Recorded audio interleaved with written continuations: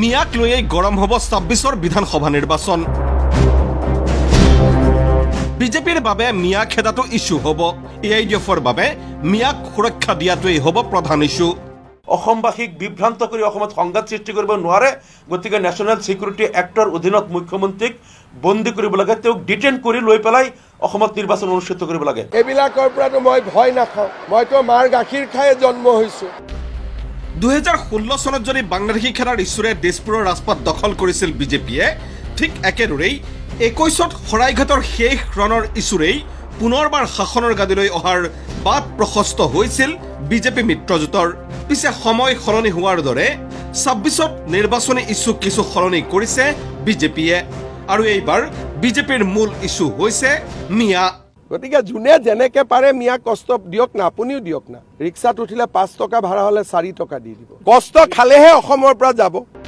পিছে মুখ্যমন্ত্ৰীয়ে মিয়াক এইদৰে আক্ৰমণ কৰাত কংগ্ৰেছে সাপো মৰক লাঠিও নাভাঙক নীতি গ্ৰহণ কৰিছে যদিও মিয়াৰ হৈ ওকালতি কৰিবলৈ কঁকালত টঙালি বান্ধিছে AIDFে। সোমবাৰে AIDFৰ মুখ্য কাৰ্যালয়ত সংবাদমেলৰ আয়োজন কৰি ধিঙৰ বিধায়ক আমিনুল ইছলামৰ ঘোষণা, মুখ্যমন্ত্ৰীৰ সাম্প্ৰদায়িক মন্তব্যৰ বাবে ৰাষ্ট্ৰপতিৰ হস্তক্ষেপ বিচাৰি স্মাৰক পত্ৰ দিছে AIDFে। এটা জনগোষ্ঠীক, যি অসমৰ প্ৰায় ১/৩ জনগোষ্ঠী আমাৰ যি মিয়া মুছলমান জনগোষ্ঠী কোৱা হয়, এই জনগোষ্ঠীৰ লোকক এনেকেই অসমৰ পৰা খেদাৰ যিটো হিটলাৰী কায়দাৰে মুখ্যমন্ত্ৰীয়ে অগণতান্ত্ৰিক কাৰ্যকলাপ আৰম্ভ কৰিছে, এই বিষয়টোলৈ আমি প্ৰতিবাদ সাব্যস্ত কৰিছোঁ। আৰু আজি আমি ভাৰতৰ মাননীয় ৰাষ্ট্ৰপতি মহোদয়লৈ আমি এইটো ৰাষ্ট্ৰপতিৰ হস্তক্ষেপ বিচাৰি আমাৰ দলৰ ফালৰ পৰা আজি আমি এটা স্মাৰক পত্ৰ প্ৰেৰণ কৰিছোঁ। আনকি মুখ্যমন্ত্ৰীয়ে মিয়া সন্দৰ্ভত কৰা বক্তব্যক প্ৰৰোচনামূলক আৰু দুৰ্ভাগ্যজনক আখ্যা দি আমিনুল ইছলামে পুনৰ ক'লে, বৰ্তমান আমাৰ দুৰ্ভাগ্য, আমাৰ এনেকুৱা মুখ্যমন্ত্ৰী পালোঁ যি মুখ্যমন্ত্ৰীয়ে নিজে কয় মই যিমান দিন মুখ্যমন্ত্ৰী হৈ আছোঁ মই মিয়াক কষ্ট দিমেই, মই জ্বলাই থাকিম। অসমবাসীকো প্ৰৰোচিত কৰে যে আপোনালোকে ৰাতি ১২টা বজাত হ'লেও ওলাই যাওক, মিয়াক আপোনালোকে কষ্ট দিবলৈ আপত্তি নাই, পাৰ্মিশ্যন দি আছে। আৰু মুখ্যমন্ত্ৰীয়ে এই বক্তব্য দিয়াৰ পিছতে আপোনালোকে গম পাইছে যোৱা ৩-৪ দিনত অসমত বহুকেইটা ঘটনা সংঘটিত হৈ গ'ল। উজনি অসমত বহু শ্ৰমিকক নিৰ্যাতন আৰম্ভ হৈ গ'ল, তেওঁলোকক বিচাৰি খুচৰি মাৰপিট কৰা, উজনি অসমৰ পৰা খেদা, আনকি বঙাইগাঁৱত সিদিনা কলিকতাৰ পৰা অহা এটা জমাতৰ ওপৰতো আক্ৰমণ সংঘটিত কৰিলে। বিভিন্ন ঠাইত এতিয়া যেন মিয়া বা মুছলমানসকলক আক্ৰমণ কৰাৰ লাইচেঞ্চ পাই গ'ল। সমান্তৰালকৈ ৰিক্সাৱালাক পইচা কমকৈ দিবলৈ জনোৱা মুখ্যমন্ত্ৰীৰ অনুৰোধক উভতি ধৰি আমিনুল ইছলামৰ দাবী, মিয়া চিনাক্ত কৰাৰ কিবা মিটাৰ আছে নেকি ৰাইজৰ হাতত? যে ৰিক্সাৱালাক মই ১ টকা কম দিব কৈছোঁ, আইনমতে তেওঁলোকে ৰিক্সা চলাবই নোৱাৰে, বাংলাদেশত চলাব লাগে। তাৰ মানে এই যে লোকসকলে ৰিক্সা চলাই আছে তেওঁলোক বাংলাদেশী বুলি তেওঁ ক'ব বিচাৰিছে নেকি মুখ্যমন্ত্ৰীয়ে? যদি এওঁলোকৰ মাজত কোনোবা বাংলাদেশী আছে তেনে জনসাধাৰণৰ হাতত কিবা মিটাৰ আছে নেকি যে ৰিক্সাৱালাজন বাংলাদেশী বা ভাৰতীয় নহয়, গতিকে মিটাৰ মাৰি তেওঁক চাই পেলাই তেওঁক ৫ টকাৰ ঠাইত ৪ টকা দিব, এনেকুৱা মিটাৰটো পাব্লিকৰ হাতত নাই। গতিকে মুখ্যমন্ত্ৰীয়ে এইটো কোন ধৰণৰ লাইচেঞ্চ দি আছে?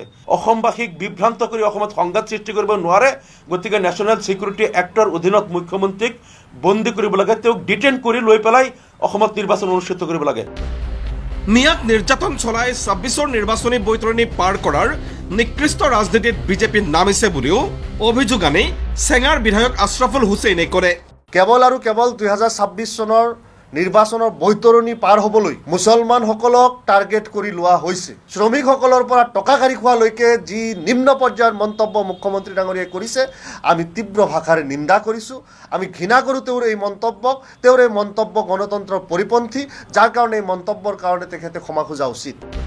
অৱশ্যে মিয়াৰ হৈ ওকালতি কৰিবলৈ AIDFে হওক বা আন কোনোৱেই হওক কাকো কেৰেপ নকৰোঁ বুলি হুংকাৰ মুখ্যমন্ত্ৰী ডক্টৰ হিমন্ত বিশ্ব শৰ্মাৰ। মই ভালহে পাওঁ, মই অলপ পপুলাৰ হৈ যাওঁ। এইবিলাকৰ পৰাটো মই ভয় নাখাওঁ, মইতো মাৰ গাখীৰ খায়ে জন্ম হৈছোঁ। গতিকে মিয়া ৰাজনীতি কৰা মানুহক বা বাংলাদেশৰ পৰা অহা ঘোচপেঠীয়া বুলি যাক কয়, সিহঁতক কি হিমন্ত বিশ্ব শৰ্মাই ভয় কৰে নেকি? এইটোতো মানুহৰ ভুল আছে যে কোনোবা এটা হৰ্চ মণ্ডৰে দিল্লীত মোক কেছ দিছে, তাক মই ভয় কৰোঁ নেকি?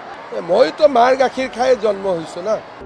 মুঠতে ২৬ৰ নিৰ্বাচনত শাসক বিৰোধী সকলোৰে বাবে মিয়াই যে হ'ব মূল ইছ্যু, সেয়া ইতিমধ্যেই স্পষ্ট হৈ পৰিছে। ভিডিঅ' জাৰ্নেলিষ্ট বিতু মহন্তৰ সৈতে ধ্ৰুৱ বৰাৰ ৰিপৰ্ট, ND24।